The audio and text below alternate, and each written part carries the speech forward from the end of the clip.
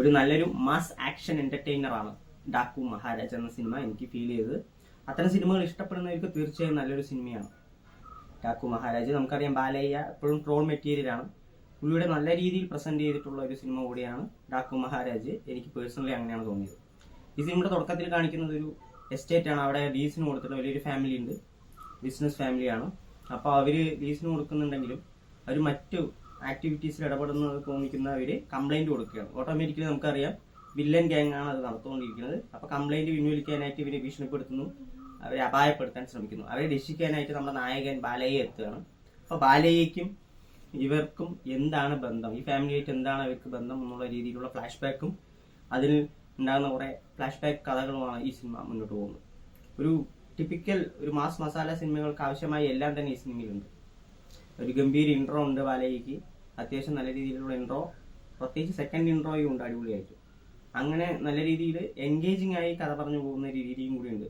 ഈ പഴയ ബോട്ടിലെ ബീഞ്ഞ് തന്നെയാണെങ്കിലും അടിക്കുമ്പോൾ കിക്കുള്ളത് കൊണ്ട് നമുക്ക് കുഴപ്പമില്ല. കാരണം നല്ല അത്യാവശ്യം ഒരു മാസ് മസാല പടത്തിൽ ഒരു നായകന് കൊടുക്കാവുന്ന എക്സാഗ്രേറ്റഡ് ആയിട്ടുള്ള സംഭവങ്ങൾ ഇതിലും ഉണ്ട്. കുറെ വെറുപ്പിക്കലുണ്ടെങ്കിൽ പോലും അതിനേക്കാൾ ഉപരി നല്ല കുറച്ച് ഹൈ മൂമെന്റ്സ് കൂടെ സമ്മാനിക്കുന്ന ഒരു സിനിമയാണ് ഡാക്കു മഹാരാജ്. ബാലയ്യ പുള്ളിയുടെ സ്ക്രീൻ പ്രസൻസ് നല്ല രീതിയിൽ ഉപയോഗിച്ചിട്ടുണ്ട് സംവിധായകൻ. ഒപ്പം തമന്റെ ബാക്ക്ഗ്രൗണ്ട് സ്കോറും സിനിമയെ നല്ല രീതിയിൽ അപ്ലിഫ്റ്റ് ചെയ്യുന്നുണ്ട്. ഒപ്പം വില്ലൻ ഗ്യാങ് അവർ നല്ല രീതിയിലുള്ള സ്ട്രോങ് ആയതുകൊണ്ട് തന്നെ ഒരു ഭയങ്കര സോളിഡ് ആയിട്ടുള്ള ഒരു കോമ്പിനേഷൻസും കാര്യങ്ങളൊക്കെ നന്നായിട്ടുണ്ട്.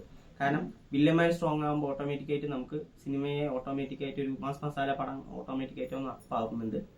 പിന്നെ ഇതിൽ അത്യാവശ്യം നല്ല രീതിയിൽ എല്ലാ സപ്പോർട്ടിങ് ആക്ടേഴ്സിനും അത്യാവശ്യം നല്ല രീതിയിലുള്ള ഒരു സ്പേസ് കൊടുത്തിട്ടുണ്ട് മറ്റ് സിനിമകളെ അപേക്ഷിച്ചിട്ട്. കാരണം ഒരു കംപ്ലീറ്റ് ബാലയ്യ ഷോ എന്ന് ആണ് പറയാമെങ്കിൽ പോലും ചില സീനുകളിലൊക്കെ സപ്പോർട്ടിങ് ആക്ടേഴ്സ് നല്ല രീതിയിൽ തന്നെ വർക്കൗട്ട് ആവുന്നുണ്ട് ഈ സിനിമയിൽ. പിന്നെ ക്ലൈമാക്സിനോട്ട് അടുക്കുന്ന ഒരു ചെറിയൊരു ട്വിസ്റ്റ് ഉണ്ട്. നമുക്ക് ആദ്യം മുതലേ അതിൽ നമുക്ക് ഒട്ടും ശ്രദ്ധ തിരിക്കാത്ത തരത്തിലുള്ള രീതിയിലുള്ള കഥ പറച്ചിൽ കാരണം അത് നല്ല രീതിയിൽ തന്നെ വർക്കൗട്ട് ആയ ട്വിസ്റ്റ്. എന്തായാലും ഒരു ഞാൻ പറഞ്ഞ പോലെ ഒരു ഗംഭീര കമേഴ്ഷ്യൽ മൂവിയാണ് ഡാക്കു മഹാരാജ്. നിങ്ങൾ തീർച്ചയായിട്ടും ലോജിക് മാറ്റി വെച്ചിട്ട്, കുറച്ചൊക്കെ ലോജിക് ഇഷ്യൂസ് കാര്യങ്ങളൊക്കെ ഉണ്ടാവും ഒരു മാസ് മസാല പടത്തിന് ഉള്ള ചില പ്രശ്നങ്ങൾ, അതെല്ലാം മാറ്റി വെച്ച് കാണുകയാണെങ്കിൽ നിങ്ങൾക്ക് നല്ലൊരു ആക്ഷൻ പടം കണ്ട തൃപ്തി ഈ സിനിമ സമ്മാനിക്കുന്നതായിരിക്കും.